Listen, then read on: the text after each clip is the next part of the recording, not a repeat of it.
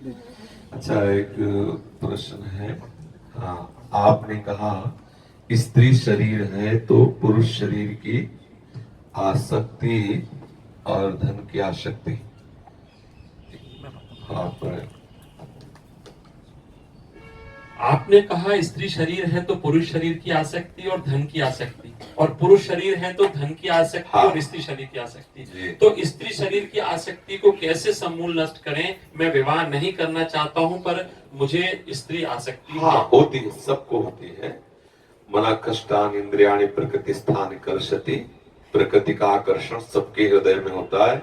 इसी आकर्षण को मिटाने के लिए साधना की जाती है। यदि हम भगवत नाम जप करने वाले संतों का संग करें और नाम जप करते हुए पूर्ण प्रभु के आश्रित अंदर से हो जाए, प्रभु जिसमें हमारा मंगल हो आप वो करना। पहली बात तो ये होनी चाहिए। यदि आपको गृहस्थ आश्रम से ले जाकर के और अपने चरणों में लाना है तो मैं आपके चरणों में समर्पित हूँ। और यदि विरक्त बनाना है तो अंदर की आसक्ति भले जलाती रहे लेकिन नाथ हमारे द्वारा कोई गलत आचरण न बने। प्रभु से प्रार्थना करते रहना चाहिए। सीन की चाप सके को दासु बड़ रखवार रमापति दासु। जिसके भगवान रखवाले हैं उसे कोई परास्त नहीं कर सकता। आसक्ति सबके हृदय, जितने संत महात्मा सबको पूछ लो, जितने बड़े बड़े महात्मा हुए या तो भगवान और या तो भगवत स्वरूप आचार्य से जितने संत हुए उसी आसक्ति को मिटाते हुए वहां पहुंचे। कोई ऐसा नहीं कि जन्म से अनासक्त हो। जन्म से अनासक्त है वही जो भगवत स्वरूप को प्राप्त हो गया है। अब वो कारक पुरुष अवतार लिया है कार्य करने के लिए, इसलिए अनासक्त रहे। बगैर प्रत्येक साधक इसी आसक्ति से ही आगे बढ़ता है। कोई ऐसा नहीं है जिसके हृदय में काम वेदना न हो, कोई ऐसा नहीं है जिसको शरीर की परस्पर आसक्ति न हो, पर इसी आसक्ति को मिटा देना हमारी साधना है। हम अंदर से जो आसक्ति रहती है वो बाहर चेष्टा कराने की अंदर प्रबल प्रेरणा करती है। अगर हम उस चेष्टा को न करें और उस प्रेरणा कई बार चर्चा है, अगर उस प्रेरणा को हम सह जाएं और भगवत भजन में लगे रहें, धीरे धीरे वो अंदर जो प्रेरणा आती है ना, विषय प्रेरणा, वो शांत हो जाएगी और हमारा हृदय एक दिन इतना निष्काम हो जाएगा कि सामने ये सब वस्तुएं होने पर भी संयोग की इच्छा नहीं रह जाएगी। हृदय में जब अपने हृदय में ही इतना आनंद मिल गया, वो बाहर बिल्कुल सुख नहीं है, नहीं है, नहीं है। जो भ्रमित होकर उस सुख की खोज में कर रहे हैं वो सब परेशान हैं। जो सच्चिदानंद सुख में निमग्न है उनके हृदय से पूछो, सुख नहीं है, कहीं भी नहीं है। अगर होता तो जिस स्त्री को आप सुंदर देख रहे हो उसी का पति किसी और स्त्री की तरफ देख रहा है। जिस पुरुष को वो सुंदर देख रही है उसकी पत्नी किसी और पुरुष को देख रही है। महाराज भर्तरी को इसी बात से तो वैराग्य हो गया कि मुझ चक्रवर्ती सम्राट की अर्धांगिनी एक घोड़े की सेवा करने वाले अश्वपाल से आसक्त हो गई और एक अश्वपाल पिंगला रानी का संयोग प्राप्त करके भी उसे तृप्ति नहीं, को वैश्या से संसार धिक्कार ऐसे झूठे संसार को, और उन्होंने वैराग्य धारण कर लिया। क्योंकि अगर वहां रस हो तो मिले, कहीं है ही नहीं, केवल एक भ्रम। संतों ने अपने भाव में, गोस्वामी तुलसीदास जी ने विभिन्न पत्रिका जी में लिखा हुआ है, उसका भाव ये कि जैसे मूर्ख कुत्ता सूखी हड्डी को लेकर भागता है, सोचता है इसमें बड़ा सुख है, और जब वो चबाता है सूखी हड्डी को तो उसकी गलफरों से खून निकलता है, और जब वो हड्डी में देखता है तो उसको एक सुख की अनुभूति होती है, जबकि है नहीं, केवल वो मूर्खता से ऐसा समझ रहा है। ऐसे ही हम अपनी एकाग्रता, जो हमारी एकाग्रता है, हम जहां आरोपित कर देते वही हमें सुख मिलने लगता है। जहां भी आरोपित कर दो और वहां सुख है नहीं, भ्रम से सुख का अनुभव होने, जैसे उसमें हड्डी में है नहीं लेकिन भ्रम से अनुभव करने लगा, ऐसे ही हम भ्रम से अनुभव कर रहे हैं कि इस शरीर में सुख होगा, इस शरीर। अगर पुरुष शरीर में सुख होता तो कोई तो आज तक बोलता। इतिहास साक्षी, भागवत आप पढ़ के देखो, महाराज ययाति ने अपने पुत्र की अवस्था का भोग किया, लेकिन नहीं।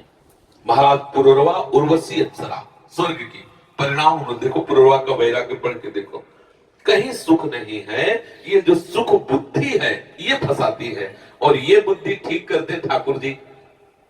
तेसाम सतत युक्तानाम भजताम प्रीति पूर्वकम तो ददाम बुद्धि योगम तम ये नुमाम उपयांति ते। जो मेरा सतत भजन करता है तो मैं उसकी बुद्धि को अपने से योग करा देता हूं। अभी हमारी बुद्धि कृष्ण वियोगी है और संसार से योग किए हुए, इसलिए संसार में सुख लग रहा है नहीं, सुख पक्का नहीं है। कहीं भी किसी से ईमानदारी से अगर पूछवा लो, थोड़ा भी भजन करता होगा तो, भजन नहीं करता तब तो फिर नाली का कीड़ा नाली में ही सुख मांगता है। उसको कैसे बताया जाए कि अमृत की भी कोई एक कुंड है, अमृत की भी एक कोई स्वाद में ही वृत्ति है, वो क्या जाने नाली का कीड़ा, निष्ठा का कीड़ा क्या जाने कि अमृत कुंड कैसा होता है। ऐसे सच्चिदानंद प्रभु के नाम रूप लीला का क्या सुख है, वो विषयी जीव क्या जाने। थोड़ा भी भजन अगर करेगा तो उसको पश्चाताप होगा, क्लेश होगा, अशांति होगी, लगेगा मैंने ऐसा क्यों किया, क्योंकि सुख है नहीं। वो सच्चिदानंद प्रभु की एकाग्रता को भंग होने के बाद इतना क्लेश अंदर, लेकिन जो विषयी जीव उनको गर्व होता है कि मैंने ऐसा। भगवत आश्रित होकर के साधु समागम करते हुए आए हुए हृदय के आकर्षण और वेग को सह जाए और संयोग न बनने दे, तो कुछ ही वर्षों में वो इंद्रिय विजयी हो जाएगा। कुछ ही वर्षों में उसके अंदर ऐसा धैर्य आ जाएगा कि जैसे आपके बड़ी मेहनत से आपने 1 लाख रुपए जमा किए, अब कोई 1 लाख चुराना चाहे तो आप दे दोगे कैसे? आपने 10 वर्ष से वो चल चल के ब्रह्मचर्य रहे, 10 वर्ष से, अब कोई आके आपको ब्रह्मचर्य से पतित करना चाहे तो आपको आग लग जाएगी अपने मन, अपने तन में, सामने में कि अरे मैं कैसे ऐसा कर सकता हूं। पता है कितना जलना पड़ता है, ये वही जानता है जो साधक इस मार्ग में चलता है। ये सब जब जैसा भाव आया वैसा पा लिया, वैसा खेल लिया, तो क्या जानो तुम परमार्थ किसे कहते हैं। लोग समझते हैं बाबा जी ऐसे, परमार्थ किसे कहते हैं? आग की ज्वाला से चलना, हर समय चित्त चलता रहता है उसका, जो विषय आकर्षण होता है और माया विषय संयोग देती कि लो तुम चाहे अनुभव, क्योंकि अंदर की बात जान रहे हैं, क्योंकि उसी के यंत्र सब है, दूत तो उसी के है ना। अंतःकरण में मैं और मोर तोड़ते माया सब उसी का राज्य है, मन बुद्धि चित्त अहंकार सब प्राकृतिक ही है, उसी के दूत। उसको पता है इस समय साधक क्या चाह रहा है, सामने उपस्थित कर दिया, लो बिना किसी बाधा के से स्वीकार करो। अब अगर वो आकर्षण उसको खाए जा रहा है और अंदर से उसे कहीं ना कहीं लालसा है कि मुझे प्रभु चाहिए, अब इस स्थिति की जलन को वही समझ सकता है जो साधक है, दूसरा नहीं समझ सकता। उस समय उसको जो भयंकर वेदना होती है, वही वेदना अनंत जन्मों के जो पाप है, दुष्कर्म किए हैं, उन सबका नाश करके हृदय को पवित्र कर देती है और वो भगवत प्राप्ति के योग्य हो जाता है। ये सहना बहुत कठिन है। अच्छा, हम 10 वर्ष से एकांत गुफा में हैं जहां समाज में कोई नहीं आता जाता, हम किसी तरह उधर पोषण करके ठीक रह गए। अब कभी ना कभी तो समाज में जाना पड़ेगा। अब वो समाज में गया और समाज में वो विषय जिससे 10 साल वो लड़ता रहा है, माया सब फेंक देगी एकदम फ्री, बिना बाधा के। ये सब लोग, अगर वो साधक भगवत प्राप्ति लक्ष्य वाला नहीं तो 10 वर्ष रहने के बाद वो सब का सब अंदर का जितना वो इस छोटी छोटी चिंगारियां थी, वो सब ज्वाला रूप बन के उसे भ्रष्ट कर देती है। तभी होता है कि यार पहले तो ऐसे नहीं थे, अब ऐसे कर। वो अंदर थी चिंगारियां, जब तक भगवत साक्षात्कार नहीं होता तब तक वो बिंदु रूप से रहती है, संयोग प्राप्त होती, समुद्र रूप हो जाती है। एक महात्मा भिक्षा मांगने जाते थे तो एक वैश्या का घर था। जब वो वहां के सामने से निकलते तो बोलती, बाबा जी तुम्हारी दाढ़ी अच्छी कि हमारे बकरे की अच्छी? विनोद करते, चुप रहते। एक दिन उनको सन्निपात हुआ, लगा कि शरीर छूटेगा, तो उनका उस वैश्या को बुलाया और बोले, बेटा मेरी दाढ़ी पवित्र है। तो उनका, महाराज ये तुम विनोद में कहती थी, आज आपने कैसे बता दिया, आज क्यों, पहले क्यों नहीं कहा? बोले बेटा भरोसा नहीं था, आज मैं भगवत धाम को जा रहा हूं और पूरा जीवन पवित्र रहा, इसलिए मैं कहता हूं मेरी दाढ़ी पवित्र है। अर्थात मरते दम तक हमें सावधानी रखनी है, कहीं चूक नहीं कर देनी, नहीं तो कब कहां कैसे पतित हो जाए पता नहीं। इसलिए ये पूरे जीवन का युद्ध है। प्रभु से प्रार्थना करें, यदि स्त्री आसक्ति हो कि नाथ आप देख लो, यदि आप मुझ में ऐसी सामर्थ्य देख रहे हो इस मार्ग में चल पाऊंगा तो विरक्त बनाए, नहीं तो गृहस्थ मार्ग से होती। बहुत बढ़िया है, किले की लड़ाई बहुत सुरक्षित लड़ाई होती है। गृहस्थी से भगवत प्राप्ति किले की लड़ाई है। वहां काम क्रोध लोभ मोह मद मत्सर अगर आक्रमण करेंगे तो आप किले के अंदर सुरक्षित है, धर्म में है, आप पतित नहीं होंगे। मान लो एक पत्नी व्रत है, आप धर्म पूर्वक गृहस्थी का पालन करते, अतिथि साधु महात्माओं की सेवा करते, नाम जप करते, ग्रंथों का स्वाध्याय करते, पवित्र आचरण, तो आप महात्मा हैं। आप वहां से धीरे धीरे निवृत्ति मार्ग में आ जाएंगे। अच्छा, जो निवृत्ति मार्ग में चला दौड़ के और एकदम गड़बड़ा के गिर गया, अब वो कैसे उठ सकता है? विचार करो। अगर भगवान कृपा करके न उठावे तो, चूंकि इसलिए नहीं उठ सकता कि वो इतना जला है और जलने के बाद गिर गया। अब उसको निराशा होती है कि इतने वर्ष से मैं जल रहा हूं, इसके बाद में गिर गया। अब फिर वो जलता है, तो प्रभु किसी न किसी संत को भेजकर फिर उत्साह बढ़ाते हैं। फिर ये बहुत कठिन मार्ग, सच्ची पूछो तो बहुत गुरुजनों की कृपा छत्र में रहने से नहीं लग रहा कि हमें कोई कठिन मार्ग, लेकिन जो सच्चे मार्ग से चलने वाले पथिक हैं, जलते हुए आए हैं। हृदय मतलब ऐसे से कांपता है हृदय। वो साधक जो विकार आने पर उनको रोकता है, उसको पता है कितना कष्ट होता है, कितनी जलन होती है, कितना सामने वाला गाली दे रहा है, हमें क्रोध नहीं करना।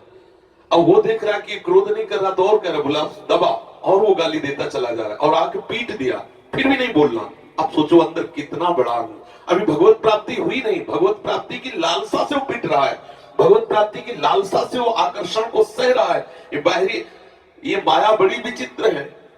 जहां तुम्हारे अंदर जो आकर्षण होगा वही दृश्य सामने वो पैदा कर देगी। अब ऐसे तो शांत बैठो, लेकिन सामने आपने दृश्य देख लिया, अब तो और आग लग गई हृदय में। अब क्या करें? अब हाय हाय करके पुकारता, हे हरि रक्षा करो रक्षा। अब इतनी जलन सहने के बाद जब कहीं वो फिसल जाए अगर, तो फिर सोचो कैसे चढ़ना हो सकता है। पर हरि के आश्रित होने के कारण हरि उसे संभालते हैं। बिना भगवत प्राप्ति के निर्विकार स्थिति नहीं होती। कभी भरोसा न कर लेना चाहिए अपने पर। हरि साक्षात्कार होने के बाद वो भुना हुआ चना है, जैसे भुने हुए चने में आप चाहे जितना खाद पानी लगा दो, अंकुरण नहीं हो सकता। ऐसे भगवत साक्षात्कार किए हुए महापुरुष के द्वारा नहीं स्वात्मा रामम विषय मृग तृष्णाम भ्रमयति। भगवान के परम प्रिय भगवत स्वरूप वाल्मीकि जी महाराज कह रहे हैं कि हे राम जी, तुम किनके हृदय में निवास करो? बोले काम क्रोध मद मान न मोहा, लोभ न क्षोभ राग नहीं द्रोहा, जिनके कपट दंभ नहीं माया, तिनके हृदय बसहु रघुराया। जननी समो जानही पर नारी, धन पराये बिसते बिस भारी, जिनहि राम तुम प्राण पियारे, तिनके मन शुभ सदन तुम्हारे। जहां काम नहीं, क्रोध नहीं, मोह नहीं, मद नहीं। ये गीता जी का 15वें अध्याय का श्लोक, निर्माण मोहा जित संग दोषा, अध्यात्म नित्या विनिवृत्त कामा, द्वंद्व विमुक्ता सुख दुख संग। ये स्थिति है भगवत प्राप्ति की, और ये इतना कठिन है। और क्योंकि साधक का प्रश्न इसलिए चर्चा कर रहे हैं, तो उससे घुमा के दूसरी तरह से उदाहरण दिए। एक भक्त भरत चरित्र पढ़ते हुए आंसुओं में भीगा हुआ है। भरत चरित्र का विश्राम करके ऐसे मंदिर से निकल रहा, सामने खेत है ज्वार का, दोपहर का समय, सुबह से भगवत चर्चा अकेले, और ज्वार की तरफ ऐसे दरवाजे से निकल, ऐसे दृष्टि गई तो वहां दृश्य देखा, काम क्रीड़ा सब खत्म, आंसू सूख गए। जो भरत प्रेम के आंसू सूख गए, दृश्य देखते ही मन मतवाला होकर उन्मत्त हो गया, काम चेष्टा, अब वो जल रहा है। ऐसी विचित्र भगवान की माया है। एक सेकंड चूके उतने में घसीट के आपको कहां भरत चरित्र का प्रेम और कहां वो काम क्रीड़ा, एक संग बिल्कुल तत्काल भाव को गिरा दिया। ना जानो छिनंत कौन बुद्धि घटे प्रकाशित, छुट चेतन जो अचेत तेऊ मुनि भय विश्वासित, पारासर सुरेंद्र कलप कामिनी मन फंद्या, परिवदेह दुख द्वंद कौन क्रम काल निकंद्या। यही डर हरिवंश हित जिनो भ्रमय गुण सलित पर, जी नामन मंगल लोक तीव सुहरि पद धजु न बिलम। हनुमान जी ऐसे थोड़ी कह रहे, कहे हनुमंत विपत्ति प्रभु सोई जब तो सुन। अगर हम शास्त्र के अनुसार उस साधक की दृष्टि को देखें तो गलत हो गया। भरत चरित्र करने के बाद नेत्र नीचे करके अपनी कुटिया में जाना चाहिए। आपने बाहरी दृश्य देखा क्यों? साधक को कभी ऐसे देखने का अधिकार नहीं, ऐसे देखने का। अगर बाहरी दृश्य देखा तो नाम कीर्तन करते हुए आपको एकांत हो जाना चाहिए। आप उसमें चिंतन में डूबे क्यों? बस चित्त मलिन हो गया। चित्त मलिन कितना समय लगेगा आप संभालने, जब वो दृश्य आएगा तब तो उसके हृदय को व्यथित कर दे। इसी चूक में तो अजामिल जी भ्रष्ट हो गए जंगल में, एक दृश्य देखा भ्रष्ट हो। इसी चूक ने सौभरी महात्मा को 50 ब्याह करने के लिए विवश कर दिया। ये छोटी छोटी जो शास्त्र हर बात का निर्णय करता है। कहीं भी कोई भी मैथुन धर्म से युक्त जीव हो, उससे दृष्टि से साधक अगर भूल से चली गई दोबारा नहीं देखना चाहिए। शास्त्रकार अगर देखते हो तो आप भ्रष्ट हो जाओगे, आपका मन मलिन हो जाएगा, आपका मन संयोग सुख के लिए लालायित हो जाएगा और भ्रष्ट हो जाएगा। है कहीं कुछ सुख नहीं, केवल आकर्षण का सुख है। हरि गुरु चरणों का आश्रय लेकर उनके ऊपर समर्पित हो जाओ, सब ठीक हो जाएगा। अपने लोगों ने जीवन में ही देखा है प्रभु कैसे बचाते हैं, प्रभु कैसे हमें पुष्ट करते हैं, प्रभु कैसे हमें मार्ग में बढ़ाते हैं। वही बचाते हैं, वही पुष्ट करते हैं, वही बढ़ाते हैं। अगर वो ना बढ़ावे तो ऐसी फिसलन है कि बड़े बड़े फिसल जाते हैं, 1 मिनट में फिसल जाते हैं। शिव विरंचिका मोहे को है बपुरान, ज्ञाने नाम चेतान से देवी भगवती हिसाब बलादा कृष्ण मोहाय महामाया प्रेक्षति। बड़े बड़े ज्ञानियों के चित्त को बलात् आकर्षित कर ले, उसे भगवान की माया कर। दैवी हिसा गुणमयी मम माया दुरंत्या मामेव ये प्रपद्यन्ते माया मेता।